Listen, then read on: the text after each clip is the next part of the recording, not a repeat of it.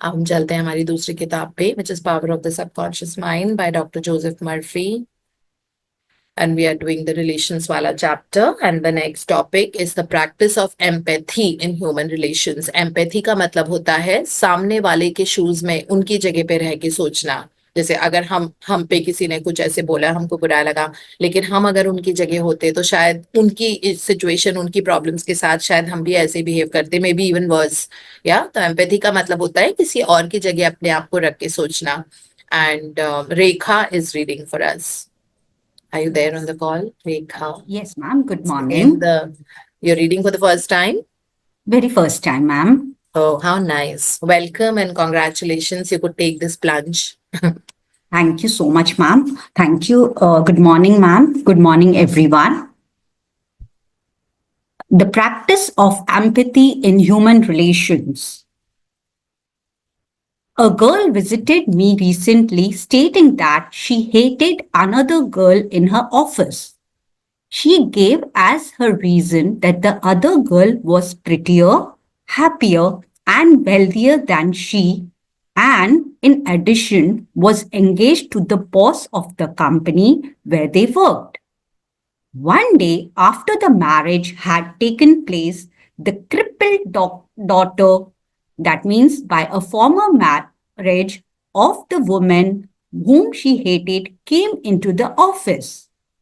The child put her arms around her mother and said, Mommy, Mommy, I love my new daddy. Look what he gave me. She showed her mother a wonderful new toy. She said to me, My heart went out to that little girl and I knew how happy she must feel. I got a vision of how happy this woman was. All of a sudden, I felt love for her and I went into the office and wished her all the happiness in the world, and I meant it. In psychological circles today, this is called empathy, which simply means the imaginative projection of your mental attitude into that of another. She projected her mental mood or the feeling of her heart into that of the other woman and began to think and look out through the other woman's brain. She was actually thinking and feeling as the other woman and also as the child. Why? Because she likewise had projected herself into the mind of the child. She was looking out from that vantage point on the child's mother.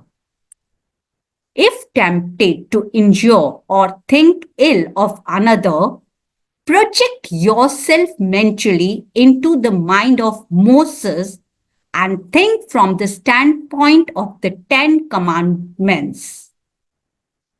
If you are prone to be envious, jealous, or angry, project yourself into the mind of Jesus and think from the standpoint and you will feel the truth of words. Love ye one another. Yeah. So ये again real life example है about that women. तो ये दोनों लड़कियां एक office में साथ काम करती थी. सो जिसके बारे में ये बताया गया है, वो अपनी कुलीग से बहुत जेलस होती रहती थी, और क्योंकि उसको लगता था कि इसको ज्यादा इंपॉर्टेंस मिलती है, बहुत सुंदर है, मुझसे ज्यादा इंटेलिजेंट है, तो इसलिए जेलस होती रहती थी. अनदर रीजन जेलसी का ये भी था कि उसकी एंगेजमेंट बॉस के साथ हो रखी थी. मतलब जो साथ वाली वुमेन थी, बॉस के साथ हो रखी थी. तो वो हमेशा उसके बिकॉज इस तरह की फीलिंग के साथ वो हमेशा अनहैप्पी रहती थी. लेकिन एक दिन ऐसा हुआ कि एक छोटी सी बच्ची आई हु वाज क्रिपल्ड, और ये उस वुमेन की बेटी थी. और उसने उस छोटी सी जो लड़की थी, वो क्रिपल्ड थी, उस लड़की ने आके एकदम से बोला that see the new, I really love the new daddy because he is given me this toy. तो वो टॉय लेके आई थी. एकदम से ये जो लड़की बहुत जेलस होती थी साथ वाली, उसको इतना उस पे कंपैशन और प्यार आया. उसने कहा कि look, this is how she has been living, और मैं इससे इतनी ज्यादा जेलस है. तो उसने सडनली उसका हार्ट चेंज हुआ, और इसके बारे में ये लिखा हुआ है कि हमेशा दूसरों के नजर से सोचना, उसकी कोई गलती थी अगर वो सुंदर थी, या अगर उसको बॉस के साथ प्यार हो गया था और दोनों की एंगेजमेंट हो गई थी, है ना, and that boss accepted her with a daughter, isn't it? और कितना उसकी लाइफ में स्ट्रगल रहा होगा to be a single parent. अभी तक तो वो सिंगल पेरेंट ही थी और अपनी डॉटर के साथ रह रही थी, और डॉटर भी क्रिपल थी, है ना। सो इस तरह करके उसको बहुत प्यार आया और उसने ये डिसाइड किया that like I don't want to like hate someone like this to this extent. And definitely जब हम इस तरह का फॉरगिवनेस को अपना बीइंग बना लेते हैं और लोगों के शूज में रह के सोचते हैं, तो लाइफ बहुत सिंपल हो जाती है। एक्चुअली लाइफ बहुत सिंपल है, हमने उसको कॉम्प्लिकेट कर रखा है। सो ये उनकी रियल लाइफ स्टोरी है। फिर इसमें लिखा हुआ है जो बाइबल के जो 10 कमांडमेंट्स है उसमें एक है that do not look down on anybody और do not look with the eyes of resentment towards anybody. तो ये 10 कमांडमेंट्स में से एक है। फिर उसको ये ध्यान आया कि जब भी आगे से मैं मतलब कभी भी ऐसे लोगों को जज बिना जज किए, I will see people from Jesus eyes and Jesus mind, मतलब एक भगवान की आंखों से और भगवान के दिमाग से मैं लोगों को देखूंगी। और so that is what doctor Joseph Murphy यहाँ पे बता रहे हैं। So because it is like अगर आप प्रोन हो एनवियस, जेलिसी और एंगर एनवियस, जेलिसी और एंगर, तो ये तीनों चीजें, आई थिंक एंगर बहुत कॉमन है सब में। तो जब तक हम ये करते रहेंगे तब तक, अगर एंग्री हम किसी और पे ही हो रहे हैं ना, इसका मतलब है आपने किसी से एक्सपेक्ट किया था कुछ और उसने वैसा नहीं किया। एक्सपेक्टेशन ग्रोथ से ऑपोजिट होती है। इसका मतलब है आप अपने बलबूते पे खड़े ही नहीं हो पा रहे हो, खड़े नहीं हो पा रहे हो इन द सेंस आपको अपनी इमोशनली आप इम्बैलेंस्ड हो, है ना। अगर कॉन्स्टेंटली आपको एक्सपेक्ट करना पड़ रहा है, एक्सपेक्ट इसलिए करोगे ना कि मैं खुश हो जाऊं, अगर ये पर्सन हो जाए या मेरी जिंदगी में हो जाए तो आई विल बी हैप्पी, ये हो जाए तो आई विल बी हैप्पी, वो हो जाए तो I will be happy, isn't it? तभी आप एक्सपेक्ट करते हो ना किसी से, इसका मतलब है आपके केपेबल नहीं हो। और जेलसी का मतलब ही यही होता है कि आप ऐसे बनना चाहते हो। जेलसी का एक्चुअली मतलब ये होता है कि आप वैसे बनना चाहते हो लेकिन बन नहीं पा रहे हो, इसीलिए लोग जेलस होते हैं। सो जेलसी, आई ऑलवेज से, मैं ऑफिस में भी यही बोलती हूँ, is the highest form of compliment that you can get. It is the highest form of compliment that you can get is jealousy, because people are trying very hard to become like you, लेकिन नहीं बन पा रहे हो आपकी तरह, तो jealousy के रूप में निकलता है ना। इसका मतलब है आप अपने आप को लुक डाउन कर रहे हो, there is a guilt, there is a Shem.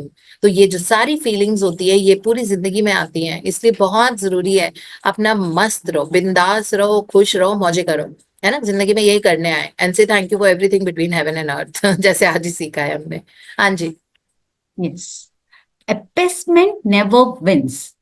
Do not permit people to take advantage of you and gain their point by temper tantrums, crying jags, or so called heart attacks. These people are dictators who try to enslave you and make you do their bidding. Be firm but kind and refuse to yield. Appeasement never wins. Refuse to contribute to their delinquency, selfishness, and possessiveness. Remember, remember, do that which is right. You are here to fulfill your ideal and remain true to the eternal virtues and spiritual values of life, which are eternal.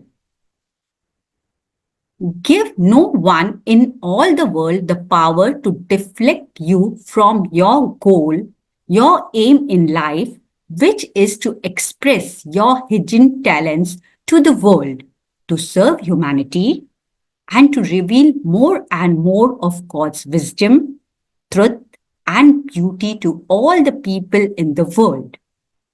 Remain true to your ideal. Know definitely and absolutely that whatever contributes to your peace, happiness, and fulfillment must of necessity bless all man who walk the earth. The harmony of the part is the harmony of the whole. For the whole is the part, and the part is in the whole. All you owe the other, as Paul says, is love, and love is the fulfilling of the law of health, happiness, and peace of mind. या सो इतनी अच्छी definition love की दी है. What is love? Love is the fulfilment of health, happiness and peace of mind, right? और peace of mind जहाँ होगी वहां पे प्रोस्पेरिटी आ ही जाती है.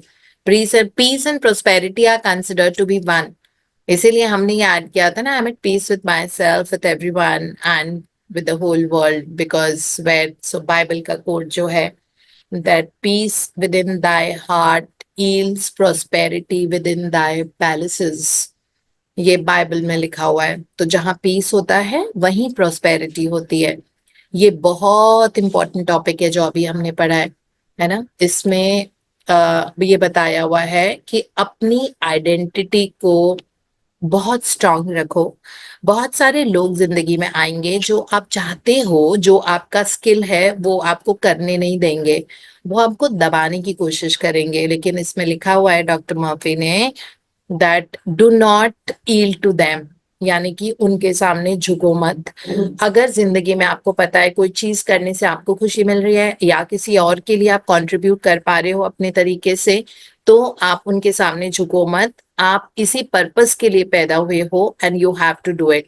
दूसरी चीज जो उन्होंने शुरू की है, दैट बहुत सारे लोग हैं जो क्राई बेबीज वल्नरेबल बन के आपके साथ ऐसे बने, मतलब बहुत ही आपको कमजोर करने की कोशिश करेंगे, टेम्पर टैंट्रम्स करेंगे, कभी कभी बैठ के रोएंगे धोएंगे, ये जो सारी चीजें होती है ना. So they will do all of that, but they are actually dictators in your life, जो वल्नरेबल बन के कमजोर बन के आए कि देखो अगर तुम ऐसे करोगे तो ये हो जाएगा वो हो जाएगा इस तरह. तो उन्होंने बोला उनके स्लेव मत बनो. Don't let people take advantage of you. ये बहुत बड़ी चीज होती है ना. कई लोग, हम पहली बार एक बार हमें लगता है कि let us just do this for them. Second time suppose जैसे आपने किसी को पैसों की जरूरत है और आपने पहली बार पैसे दे दिए, वो पर्सन दोबारा आया आपके पास कि मुझे दोबारा से पैसे दे दो, है ना. फिर से आपने दे दिए. अब वो तीसरी बार आया फिर से पैसे मांगने के लिए, आपने पैसे दे दिए. इसका मतलब है आपने उस इंसान को कमजोर कर दिया है और वो पर्सन आपकी एडवांटेज उठा रहा है क्योंकि उसने इस बारे में कुछ नहीं किया है ना.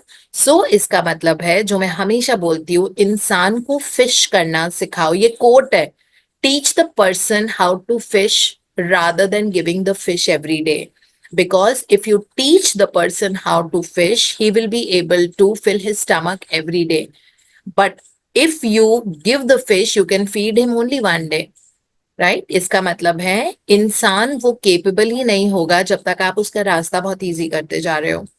रोज आप हर बार उसको मदद की जरूरत है, आप जाके मदद कर रहे हो, फिर सेकेंड टाइम मदद की जरूरत है. इस तरह से वो इंसान को आप कमजोर बना रहे हो. वो कभी अपने अपने पैरों पे खड़ा ही नहीं हो पाएगा. वो सीखेगा ही नहीं स्किल, क्योंकि उसको फ्री में पैसे आते जा रहे हैं, उसको हर तरफ से मदद आती जा रही है. तो वो क्यों करेगा अपने लिए काम? अगर रोज आपके घर में कोई डिनर डिलीवर कर रहा है, बहुत हेल्दी डिनर, तो आप कभी खाना बनाना या आप अपने घर में कभी भी सब्जी खरीदने का भी नहीं सोचोगे. आप किचन में आपको जाने की जरूरत नहीं है, क्योंकि रोज किसी के घर से आपके घर डिनर आ रहा है. और आप 2 दिन नहीं आया तो आप you will think that why that person is not send to me, है ना. तो इसमें ये बहुत क्लियरली लिखा हुआ है कि लोगों को आप अपना फायदा मत उठाने दो. ठीक है, आपकी जो स्किल है आप उसको सेल कर सकते हो और जिंदगी में आगे बढ़ सकते हो. जिंदगी एक एक दिन वेस्ट होती है, इसीलिए सूनर वी रियलाइज दैट हमको किस तरह के इंसान बनना है और जिंदगी में क्या करना है, ये हमको डिसाइड करके उस रास्ते पे चलना बहुत जरूरी है. And which I can not decide for you, you have to. मैं बस आपको रास्ता दिखा सकती हूँ, लेकिन चलना आप ही को पड़ेगा. You can only take horse till the water, you can make him drink it, right. So ये डॉक्टर मर्फी बता रहे हैं यहाँ पे कि कई लोग हैं जिंदगी में जो आपको नीचे खींचने की कोशिश करेंगे, लेकिन आपको उन बिड नहीं होना है. आपको you don't have to succumb and enslave yourself. Be firm. Firm मतलब बहुत स्ट्रिक्ट रहो अपने आइडियल्स के साथ में, काइंड रहो. चिल्लाने चीखने की जरूरत नहीं है, रोने धोने की जरूरत नहीं है. ये कर दिया वो कर दिया, हमेशा ऐसे आ जाता है ऐसे आ जाते हैं, मुझसे मेरे सामने हाथ फैला, ये सब बोलने की जरूरत नहीं होती है. Okay, B very firm with what you want, but be kind, right. अगर आप लोगों को, मैं यही बोलती हूँ, अगर कोई कहता है मेरे साथ उसने ऐसे किया, मैंने कहा you let yourself be that person do that to you. You allowed it. आप जब तक allow नहीं करते तब तक आपके साथ कोई mess नहीं कर सकता. That's very very clear. So my eyes are always like that nobody can mess with me. You know, like कभी भी ये नहीं. बहुत अच्छी इंसान हूँ मैं, तो कुछ भी कर देती हूँ, मतलब किसी के लिए सेवा वगैरह, तो ये बहुत वैसी चीजें आई कैन. बट जहां मुझे पता लगता है कि इंसान मेरा एडवांटेज ले रहा है, ठीक है, वहां मुझे पता लग जाता है, then I sit and I talk to that person, right, and then do away with it.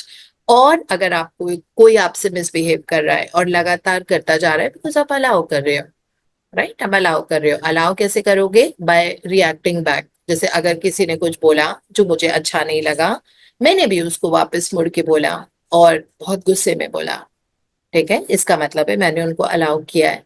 वो सक्सेसफुल हो गया अपने वेंचर में. उसको मुझे इरिटेट करना था या मुझे गुस्सा दिलाना था या उसको अपना वेंट आउट करना था और मैंने रिएक्ट कर दिया. इसका मतलब है वो जो करना चाहता था मेरे साथ, मुझे इरिटेट, मुझे लुक डाउन अपॉन, और ये वो सक्सेसफुल हो गया. मैंने भी अपने आप को लुक डाउन किया, और लुक डाउन किया गुस्से में, मैंने रिटॉर्ट किया, मैंने उसको वापस I give it back to that person, चिल्ला के, चीख के, रोना धोना करके. इसका मतलब है मैंने अपनी सारी पावर उस इंसान को दे दी, है ना, और वो पपेट की तरह अब मुझे ट्रीट कर रहा है, और आपने आगे मिसबिहेव करने का भी रास्ता खोल दिया है क्योंकि आपने रिएक्ट किया, राइट. सो ये हमको पॉइंट रियलाइज करने की जरूरत है लाइफ में. आप उतना ही इंसान आपको देता है जितना आप अलाउ करते हो, ठीक है. So be very firm yet be very kind. Be kind as in like your life is only to help bless people. So you don't have to get affected by your environment. अगर आप जिंदगी में वाकई कुछ आगे बढ़ना चाहते हो, करना चाहते हो, तो ये चीजें आपको मैटर नहीं करेंगी जिंदगी में. यही तो होते हैं, ये रास्ते हैं. These are the stepping stones to success, है ना. That you will find impediments जब आप पहाड़ पे चढ़ते हो, है ना. कुछ भी कर रहे हो तो वहां पे पहाड़ पे चढ़ना मतलब आपको एक जोर लगाना पड़ता है अपने पैरों पे, तभी आप ऊपर की तरफ चढ़ पाते हो, तभी आप समिट तक पहुंचोगे, चोटी तक पहुंचोगे. और उसमें आपके खूब पैर के मसल्स बिल्डअप होते हैं. और यो इसी कारण होते हैं कि रास्ते में कोई चीज आए, एक बड़ा सा श्रब आया, पेड़ आया, है ना, तो आप थोड़ा सा उसके राइट से होके फिर आगे बढ़ना शुरू कर दोगे पहाड़ पे. फिर कुछ ऐसे पत्थर वत्थर आए, आप उन पे चढ़ के आगे बढ़ोगे, आप वहीं थोड़ी बैठ जाओगे चिल्ला चिल्ला के कि ये पत्थर आ गया, पत्थर आ गया है. सो ये पत्थर और ये रास्ते में छोटी छोटी जो रुकावटें होती हैं, ऑब्स्टिकल्स होते हैं, they will keep coming in life, right, but you have to win over them. And how will you win over them? Dr. Joseph Murphy, in other words, हमको इस पैराग्राफ में समझा रहे हैं that you have to win over yourself, है ना. जब अपने ऊपर ही जीत नहीं प्राप्त कर पा रहे हैं हम, तो फिर कैसे काम चलेगा. तो इसीलिए रियलाइज करना that we are a very powerful identity in our own life, right. So इसीलिए इसमें लिखा हुआ है refuse to contribute to the delinquency. अगर कोई बेचारा बन के आपके पास आता है या आपको लगता है वो सेल्फिश है बहुत ज्यादा या बहुत पजेसिव हो रहा है, that because that person possessive है, आप जिंदगी में कुछ कर नहीं पा रहे हो और हमेशा अपनी इच्छाओं को अंदर दबा के रखते हो. सो ही यू नो लाइक यहाँ पे स्ट्रिक्टली, ये बहुत स्ट्रिक्ट वाला इंस्ट्रक्शन है. मतलब मुझे याद ही नहीं है कि ये वाला हमने पैराग्राफ कभी पढ़ा था. आज उस तरह से मैं पढ़ रही हूँ जैसे डॉक्टर मर्फी शायद यहाँ पे होते तो हमको समझाते इस तरह से, that he saying remember, do what which is right, do that which is right. जो आपको सही लगता है आप वो करो. You are here to fulfil your ideal, है ना. आप अपनी खुद की जिंदगी में जो अचीव करना चाहते हो आप उसके लिए हो. And remain true to your eternal verities and spiritual values of life. लेकिन अपना अपने आप से ईमानदार होना, है ना, ये बहुत जरूरी है. दैट विच आर इटर्नल, अपनी स्पिरिचुअल वैल्यूज यानी कि अपने ऊपर विश्वास होना. That is what he says, है ना, that way. So it says, give no one in all the world the power to deflect you from your goal. किसी को इतनी पावर मत दो पूरी दुनिया में जो आपको आपके गोल से, जो आपका एम इन लाइफ है, उससे आपको डिफ्लेक्ट कर पाए. And to express your hidden talents to the world. or to serve humanity and to reveal more and more of God's wisdom, truth and beauty to all people in the world, because हम इसीलिए पैदा हुए हैं ताकि हम अपने unique तरीके से इस दुनिया में वो कंट्रीब्यूशन कर पाए कि दुनिया ने हमको इतना ज्यादा दिया है, हम कंट्रीब्यूट कर पाए। तो वही ये बोल रहे हैं कि किसी को इतनी पावर मत दो जो आपको अपने गोल से वंचित रखे या आपको अपनी लाइफ में जो आपका एम है वो अचीव ना करने दे। देन ही सेज, जो मैंने येलो में हाईलाइट किया है, remain true to your ideal. आपके लिए आप क्या करना चाहते हो, अपनी एग्जिस्टेंस को वैल्यू दो, है ना। ठीक है, हम बहुत सारे काम कर सकते हैं अपने साथ साथ। So if I go to office, I can also look after my house. I can also be a good daughter-in-law. I can be a good daughter. I can be a good wife. I can be a good, very good friend. I can be a very good mother. Right, I can be a very good neighbour. तो इसका ये थोड़ी मतलब है कि मैं अपने आप को नीचा दिखा के ये सारे पर्पसेस फुलफिल करूं। सो वो बोल रहे हैं remain true to your ideal. हाँ, अगर आप बहुत कंफर्टेबल हो वैसे करके और आप कुछ आप चाहते हो वैसे करना, then it is okay. But अगर आपके मन में जिंदगी में कुछ करने की चाह है, कोई म्यूजिकल इंस्ट्रूमेंट सीखना है, आपको गाना गाना सीखना है ना, सो सिंगिंग को आपको और ज्यादा पॉलिश करना है, या आपको कोई स्पोर्ट्स में इंटरेस्ट है, या आपको कुछ और बिजनेस करना है, या जो भी करना, आपको ह्यूमैनिटी को सर्व करना है अपने तरीके से, तो वो आप जरूर करो। तो वो यही बोल रहे हैं that remain true to your ideal, no definitely and absolutely that whatever contributes, जो भी चीज आपको दिल से खुशी दे रही है, जो आपको फुलफिलमेंट का सेंस दे रही है ना, सो ये बहुत जरूरी है उसको करना। ये वो यहाँ पे ये बता रहे हैं that this is what is saying that anything which is good for your health, good for your happiness and good for your peace of mind आपको करना पड़ेगा और करना चाहिए। तो ये वो बोल रहे हैं कि किसी और को खुश करने के लिए, अपीजमेंट का मतलब ये होता है कि जो टॉपिक का टाइटल है कि किसी और को खुश करने के लिए अगर आप कोई ऐसी चीज नहीं कर रहे हो जो आपको करनी चाहिए, हमने बिना बात के कुछ धारणाएं, दूसरों की खुशी के लिए आप ऐसे भी कुछ भी उंगली टेढ़ी कर सकते हो, all that is not worth it. उतने ही पैर फैलाओ जितनी चादर है, दूसरों की खुशी के लिए आप अपने आप को बदलने की कोशिश कर रहे हो। ये जो सारी चीजें पता नहीं है किसने बनाया, मुझे बिल्कुल ये कॉन्सेप्ट समझ में नहीं आता, उतने पैर फैलाओ जितने चादर है। तो ठीक है, इस वक्त आपने करा लिया, प्लीज चादर का साइज इंक्रीज करो, और जिंदगी में बहुत फन है उनको डिस्कवर करो। बहुत मजा आता है जब हेल्थ अच्छी होती है, जब बहुत पैसे आ जाते हैं, ये फ्रीडम होती है कि आप जो मर्जी खाओ पियो ऐश करो, बहुत अच्छे। तो उस लेवल पे पहुंचना जिंदगी में बहुत जरूरी है, जहां पे सारे चेन्स की कड़ियां आपने तोड़ दी है। चेन ऑफ हेल्थ, आपको हेल्थ की फ्रीडम है, you are at your best of health. Health ठीक करो, ये बता रहे हैं ना हेल्थ वाले चैप्टर पे, बहुत अच्छे से इन्होंने हमको सिखाया। फ्रीडम ऑफ मनी होना बहुत जरूरी है, freedom of making your own decisions, right, ये बहुत जरूरी होता है। और अटैचमेंट्स थोड़े कम करने की जरूरत है। अटैचमेंट्स रखोगे तो सिर्फ दुख आते हैं अटैचमेंट से, बिकॉज वल्नरेबिलिटी एंड अपीजमेंट शुरू हो जाता है वहां पे, जिसके अगेंस्ट डॉक्टर मर्फी ने ये बहुत स्ट्रॉन्ग पैराग्राफ लिखे हैं दो, है ना।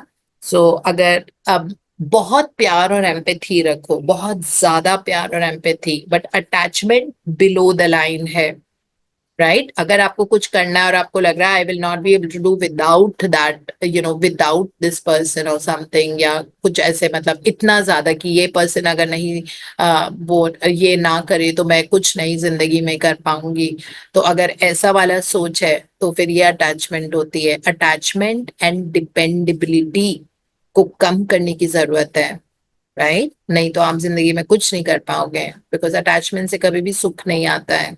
हर इंसान जो है वो अपनी आइडेंटिटी, वो अपना इंडिविजुअल फ्लावर है, वो बढ़ता वो खिलेगा।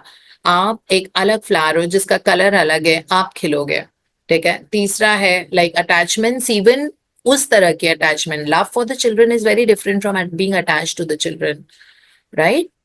B attachment is not a good thing, it will always, कल को बच्चा बाहर जाएगा फिर क्या करेंगे, है ना, उसकी जिंदगी है। वो तो स्कूल से ही कई बार हॉस्टल में चले जाते हैं, उसके बाद पढ़ाई करने के लिए यूनिवर्सिटीज में बाहर जाते हैं, फिर क्या करेंगे। अगर अटैचमेंट रहेगी तो तबीयत खराब हो जाएगी आपकी, आप अपना खाना खाना बंद कर दोगे। तो इस तरह से, तो ये अटैचमेंट और प्यार में बहुत फर्क होता है।